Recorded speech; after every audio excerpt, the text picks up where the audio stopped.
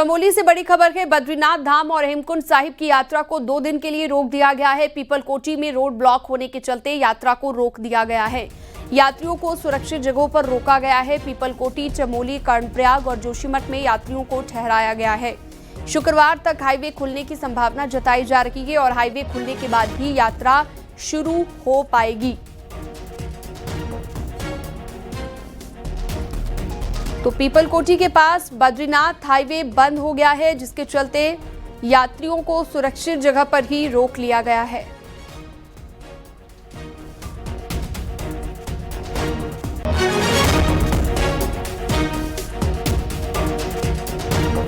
तो अगले 2 दिन के लिए यात्रा पर रोक लगा दी गई है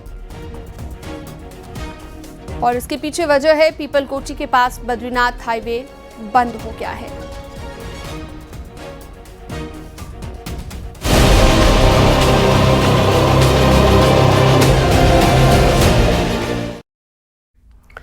उत्तरकाशी के धराली में आई भीषण आपदा के बाद राहत बचाव कार्य तेजी से किया जा रहा है। आज शाम तक कुल 367 लोगों को सुरक्षित बाहर निकाल लिया गया है और इसमें 255 लोग उत्तरकाशी के मातली हेलीपैड लाए गए हैं, जबकि 112 लोगों को देहरादून के जौलीग्रांट एयरपोर्ट लाया गया है।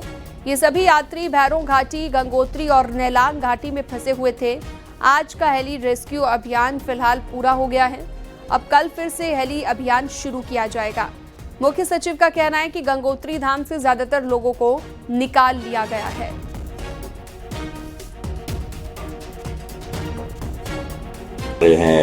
जौलीग्रांट में हम लोग लगभग 112 लोगों को सुरक्षित अलग अलग स्थानों से एयरलिफ्ट करके पहुंचाया जा चुका है।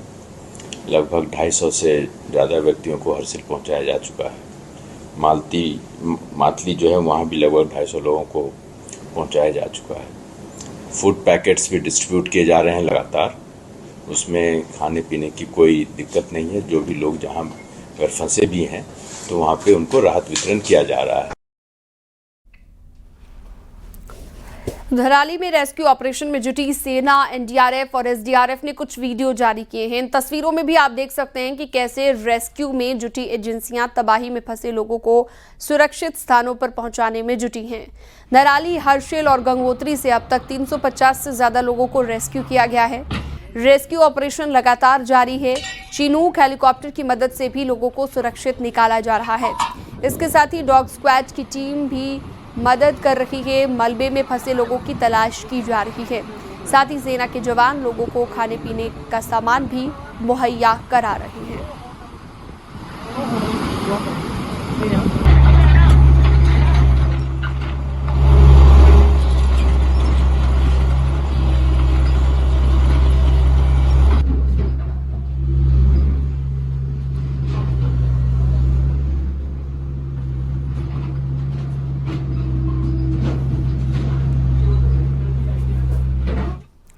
उत्तरकाशी के धराली में आपदा के बाद सीएम धामी उत्तरकाशी में कंट्रोल रूम में पहुंचे और राहत बचाव कार्यों की मॉनिटरिंग की गई।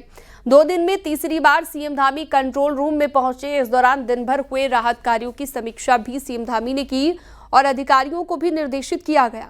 सीएम ने वीडियो कॉन्फ्रेंसिंग के जरिए अधिकारियों को निर्देश दिए और हर हालत में निपटने के लिए तैयार रहने को कहा है।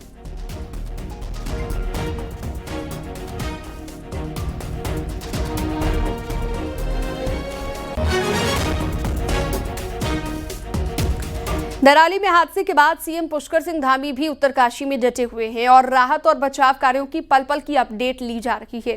सीएम धामी ने आज अस्पताल में पीड़ित लोगों से मुलाकात की। साथ ही आपदा प्रभावितों और जवानों से भी सीएम पुष्कर सिंह धामी ने मुलाकात की है। तो 3 तस्वीरें इस वक्त आप देख रहे हैं। घायलों से मिले हैं सीएम धामी, लोगों से मुलाकात की है उन्होंने, जवानों से बातचीत की है, जिसकी तस्वीर इस वक्त आप आपकी स्क्रीन पर देख रहे हैं।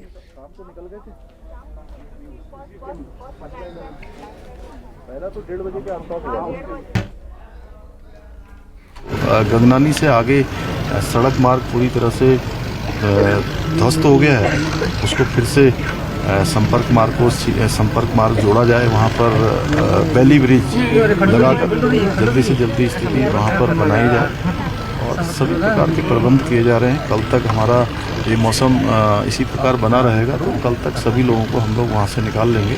उसके बाद पुनर्वास की प्रक्रिया है, अन्य प्रक्रियाएं हैं। अब न्यूज़ 18 आपको उस शख्स से मिलाने जा रहा है जिसने धराली की आपदा को न सिर्फ आंखों से देखा बल्कि उस भीषण प्रलय से सकुशल बचकर भी निकल आया। पहले आप इस वीडियो को देखिए। पीछे से मौत और मौत से बचकर भागती ये काले रंग की कार के साथ और आगे पीछे 25 से 30 लोग भाग रहे हैं, जिनको काल ने अपने आगोश में ले लिया। बमुश्किल बच पाई कार और कार सवार। न्यूज़ 18 ने इस कार को चलाने वाले ड्राइवर फुरकान अहमद को खोज निकाला। सुनिए फुरकान अहमद की जुबानी उस प्रलय की कहानी। होगा कि हर्षिल का धराली का जो वीडियो लगातार वायरल हो रहा है, जिसमें पीछे से पूरा मलबा आता है और होटल गिरते हैं और उसके बाद एक काले रंग की कार जो स्पीड से बचते हुए आगे भागती है और उसके पीछे बहुत सारे लोग भागते हैं। तो उस कार को ड्राइव कर रहे थे फुरकान अहमद, जो आज सकुशल हमारे बीच में हैं। फुरकान जी, सबसे पहले हम ये जानना चाहेंगे कि आप धराली में करते क्या हैं? क्या सर, मैं वहाँ कॉटेज बनाता हूँ, वेल्डिंग का काम करता हूँ। अच्छा, कॉटेज वगैरह बनाते हैं, रूम बनाते हैं वहाँ। हाँ। तो उसके लिए उसी प्रोसेस में वहाँ गए हुए थे। तो हम देख रहे हैं कि विजुअल में पीछे से मलबा आ रहा है, बिल्डिंग गिर रही है और आप कार लेके चले। आप उस समय कहाँ से आ रहे थे? क्या दृश्य? सर, मैं वहाँ मार्केट में सामान लेने के लिए गया था कुछ। तो वहाँ पे मेरे से तीन साथी भी थे जो सामान ले रहे थे और मैं गाड़ी के पास खड़ा था। अच्छा। तो तब ऊपर से वहाँ से मुखवा गांव से आवाज़ आ रही थी कि भागो, या सिटी बजा रहे थे वो। तो उसे देख के सब लोग भागने लगे। वैसे ही मैंने 3 लड़कों को अपने बोला कि मैं गाड़ी घुमाने में टाइम लगेगा, तुम भागो। तो वो वहाँ से भागे, मैं गाड़ी घुमा के वहाँ से निकला। फिर मैं जब आगे पहुँचा तो मुझे कोई भी नहीं मिला उनमें से। तो आपको पता लग गया था कि भाई कुछ ऊपर से होना? हाँ, वो उसमें सब जो रोल मच रही थी, वहाँ आवाज़ हो रही थी और पब्लिक भाग रही थी, उसका पता लग गया था कि ऊपर से कुछ आ रहा है। और वो पानी मलबा था, क्या था उसका पता नहीं था। वो आने के बाद पता लगा। अच्छा, एक बात बताइए, जब आप गाड़ी, आपको लगा कि कुछ होने वाला है, आपने गाड़ी भगाई, आप गाड़ी लेके आ गए, तो उस समय आपके साथ साथ जो आगे पीछे लोग दौड़ रहे थे, कितने लोग रहे होंगे कम से कम? जो मेरे आगे थे वो 30 से 35 लोग थे। जो पीछे रह गए थे वो भी मतलब 10-15 लोग थे। वो कुछ नीचे की तरफ भागे और कुछ गाड़ी के पीछे भाग रहे थे। मगर वो तो जो गाड़ी के पीछे भाग रहे थे उनका तो कुछ नहीं पता लगा। उनका पता भी चलना नहीं है, उस टाइम वो मलबे में चले गए थे। जो गाड़ी के आगे थे वो उनका भी कंफर्म नहीं हो रहा कि वो गए किधर। अच्छा, वो हमें आगे नहीं मिल पाए। आपने कितनी दूर जाके गाड़ी रोकी फिर? लगभग मैंने 50 मीटर पर जाके गाड़ी रोकी थी। उसके बाद वो मुझे नहीं दिखाई दिए। कोई नहीं दिखा जो आपके आगे पीछे? एक भी आदमी नहीं दिखा। तो करीब 25 से 30 लोग रहे? 25 से 30 लोग रहेंगे। अच्छा, जब आप रुके उसके बाद आपने क्या देखा पीछे? धराली का क्या हाल था? किस तरह का मंजर? धराली में सर बिल्कुल सुनसान हो गया था। बिल्कुल ऐसा लग ही नहीं रहा कि धराली है ये। ऐसा लग रहा था कि रेत का मैदान है, पहाड़ का मैदान है, बाकी कुछ नहीं है वहाँ पे। पूरा अगर पानी वगैरह होता तो फिर बचने के चांस थे। पानी नहीं है, सिर्फ टोटल मलबा था। तो उसके पीछे देखने का ऐसा लग ही नहीं रहा था कि मैं किसी मार्केट से निकल के आया हूँ। ऐसा लग रहा था कि पता नहीं कहाँ से मैं किसी रेते की बर्फ से लगा क्रेशर में पहुँच गया, कहाँ पहुँच गया मालूम ही नहीं पड़ रहा था। चंद सेकंड में सर, मुश्किल से 20 से या 25 सेकंड हुई होगी। अच्छा, जो 2-3 लड़के जो आपके साथ थे, आपके दोस्त, उनका क्या हुआ? सर, उनका भी कंफर्म नहीं हो पा रहा है। 4 लड़के थे वे। उनमें से एक लड़का आज सुबह मिला हमें, वो भी हेलीपैड में बैठा हुआ। उसने ही बताया कि हम चारों साथ भागे थे, 3 लड़के अलग हो गए। अच्छा, डर लगता है सोच के? क्या सर, डर ही है कि अब आज के बाद मैं ऊपर आऊँगा नहीं सर काम करने। पहाड़ लास्ट था बस मेरा, ये इतना डर है, उसके बाद आना नहीं है। फुरकान अहमद के चेहरे और आंखों पर अभी भी उस भयावह, उस खतरनाक आपदा का असर साफ तौर पर देखा जा सकता है। कैमरा पर्सन दीपक उपाध्याय के साथ सुनील नौप्रभात, न्यूज़ 18 मातली। उत्तरकाशी में हेली से रेस्क्यू ऑपरेशन चल रहा है। हेलीकॉप्टर के बिना गंगोत्री और हर्षिल में फंसे यात्रियों को निकालना मुश्किल था और जब तक रेस्क्यू ऑपरेशन पूरा नहीं होता, रोड ठीक नहीं हो जाती, पुल नहीं बन जाता, तब तक सबको हेलीकॉप्टर का ही सहारा है।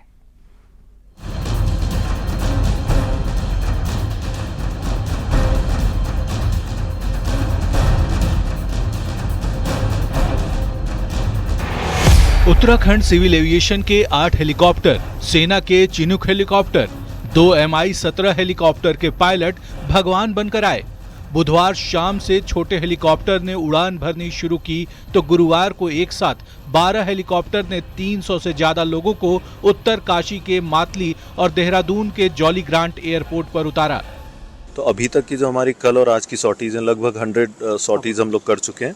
8 चॉपर्स हमारे फ्लाई कर रहे हैं वैली में और उनका मातली स्टेशन है। मेनली मातली से हर्षिल की कॉन्टिन्यूसली सॉर्टीज़ हो रही हैं और इसमें जो निकाले गए लोगों के नंबर हैं समवेयर अराउंड 300 to 400 के आसपास हुआ है। उसके अलावा सामान भी हमारा गया है, राशन के पैकेट्स भी गए हैं। धराली से आए सैलाब में हाईवे कई जगह बह गया तो गंगनानी में 30 मीटर का पुल बह गया। मतलब ये कि उत्तर काशी और गंगोत्री के बीच ट्रैफिक तब तक नहीं चल पाएगा जब तक हाईवे नहीं बन जाता, गंगनानी में वैली ब्रिज नहीं बना लिया जाता। तब तक पूरे ऑपरेशन और काम में हेलीकॉप्टर लगे रहेंगे। माना जा रहा है कि गंगनानी में वैली ब्रिज बनाने में कम से कम 10 से 15 दिन का वक्त लग सकता है।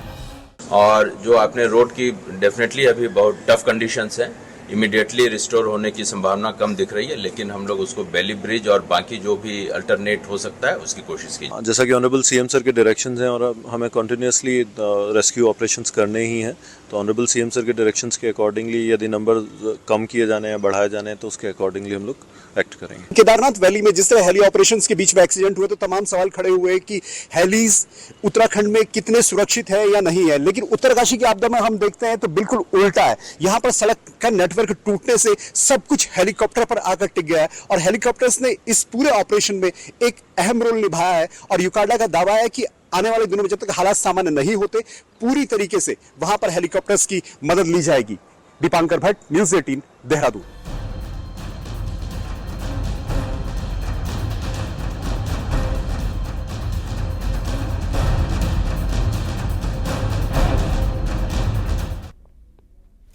उत्तरकाशी की धराली में आई आपदा ने सब कुछ जमींदोज कर डाला। पहाड़ी से आई आफत ने इंसानों, मकानों और दुकानों को पल भर में निकल लिया। ऐसा नहीं है कि उत्तराखंड के लिए ये आखिरी आफत हो, ऐसी दर्जनों आफतें यहाँ के ऊंचाई वाले इलाकों में मौजूद हैं जो कभी भी मौत का तांडव कर सकती हैं। देखिए,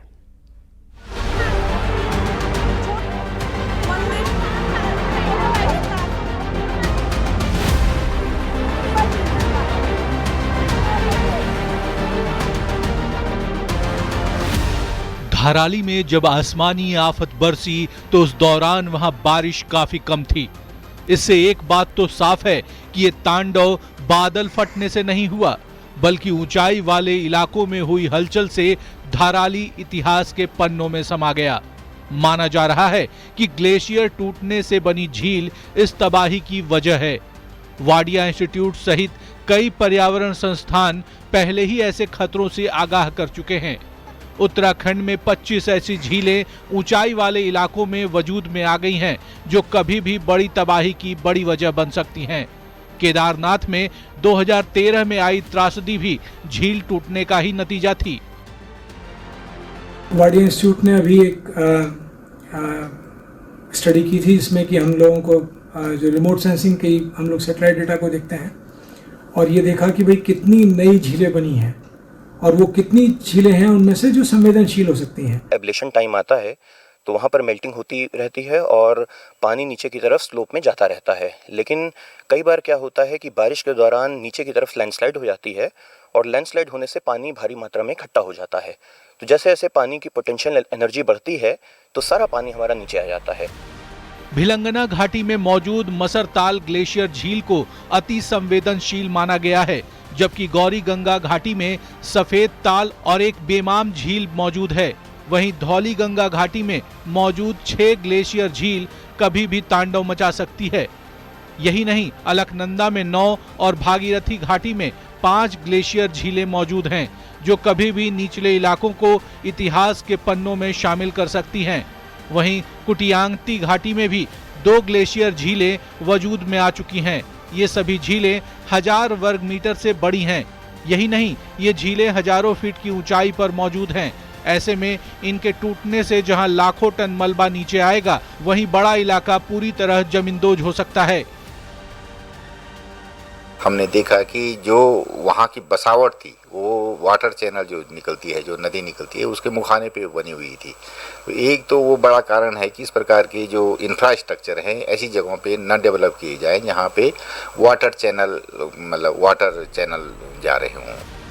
ग्लेशियर की तलहटी में मौजूद ये झीलें कब कहर बरपाएंगी कोई नहीं जानता, लेकिन केदारनाथ के बाद जिस तरह धाराली को ग्लेशियर से आई आफत ने जमींदोज कर दिया है, उससे ये तो साफ है कि इन झीलों के निचले इलाकों में कभी भी मौत का तांडव नजर आ सकता है।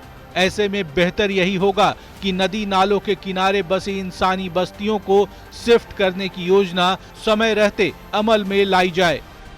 भारती सकलानी और किशन के साथ विजयवर्धन उप्रेती की रिपोर्ट।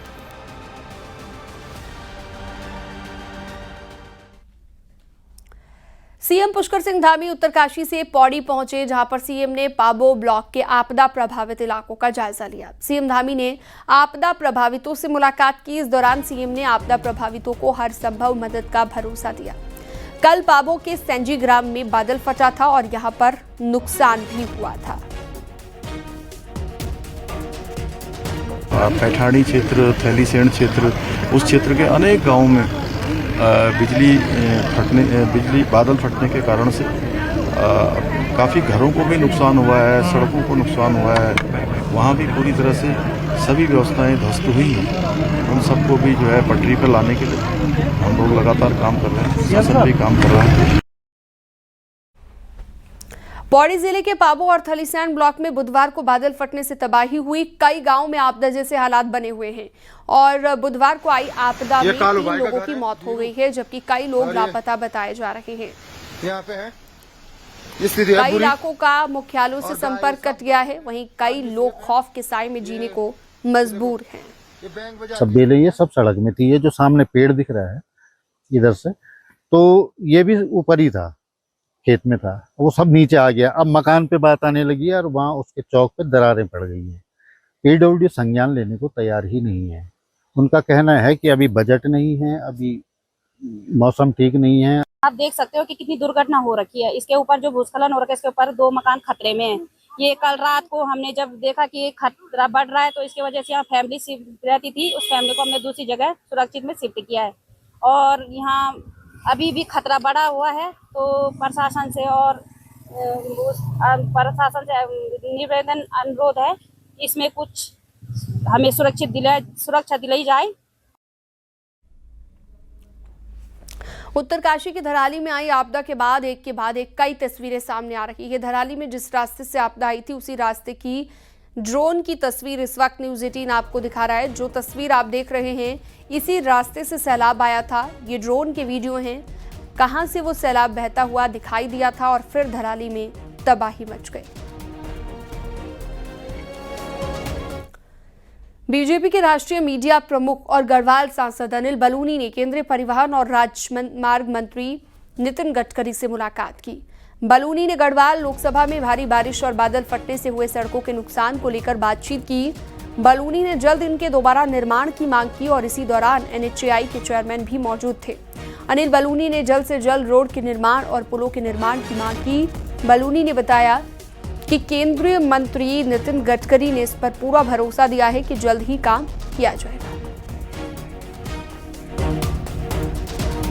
खबरों का सिलसिला जारी है, वक्त एक छोटे से ब्रेक।